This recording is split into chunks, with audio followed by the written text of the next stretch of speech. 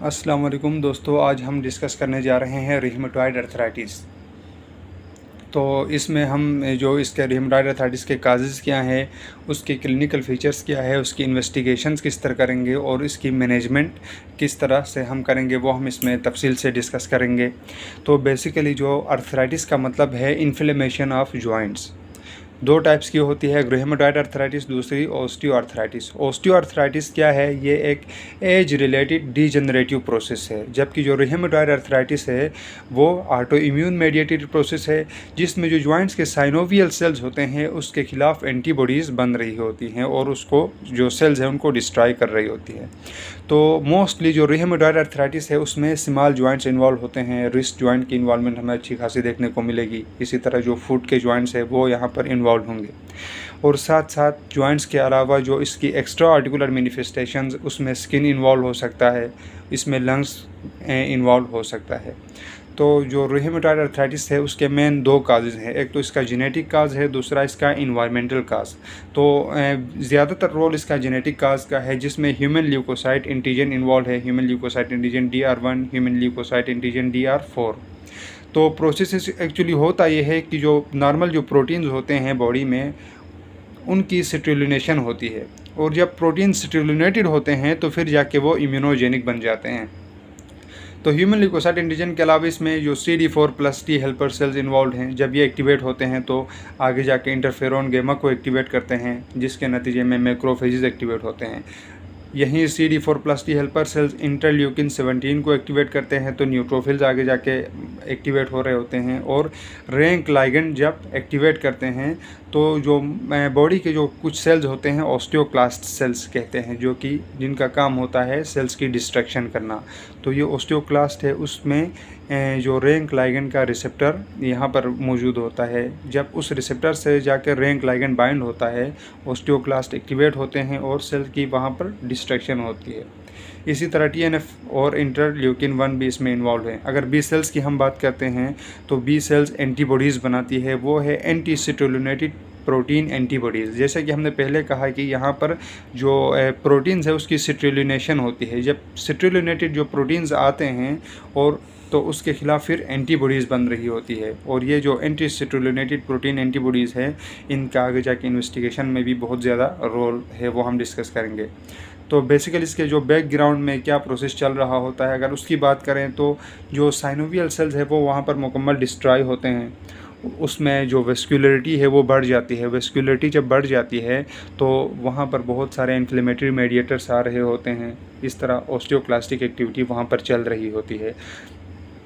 इसके नतीजे में जो साइनोवियम है वो इन्फ्लेम्ड होता है, उसको हम पेनस कहते हैं।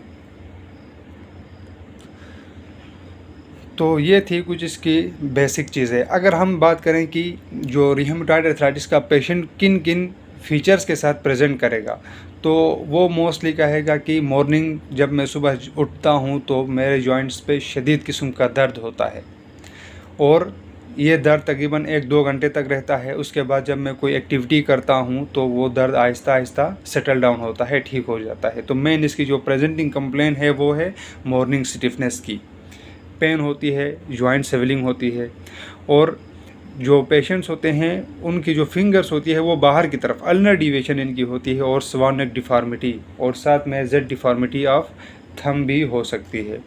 अगर हम एक्स्ट्रा आर्टिकुलर फीचर्स की बात करें तो एनोरेक्सिया है, उसका वेट लॉस होगा, फटीग होगी, ऑस्टियोपोरोसिस वहाँ पर होगा, और फेल्टी सिंड्रोम। ये बहुत ही रेयर कॉम्प्लिकेशन है रिहेमेटॉयड अर्थराइटिस की, जिसमें स्प्लीनोमेगाली होती है, न्यूट्रोपीनिया होता है और थ्रोम्बोसाइटोपीनिया होता है।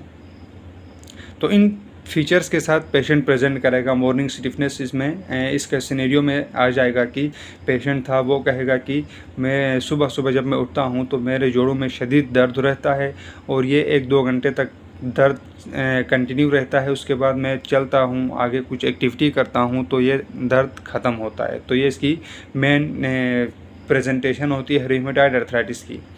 इन्वेस्टिगेशन की बात अगर हम कर देंगे तो जो 70% ऑफ पेशेंट्स रिहेमेटॉयड अर्थराइटिस है उसमें एंटी सिट्रुलिनेटेड प्रोटीन एंटीबॉडीज़ मौजूद होती हैं, और ये जो एंटी सिट्रुलिनेटेड प्रोटीन एंटीबॉडीज़ है वो हाईली स्पेसिफिक है रिहेमेटॉयड अर्थराइटिस की एज़ कम्पेयर टू रिहेमेटॉयड फैक्टर।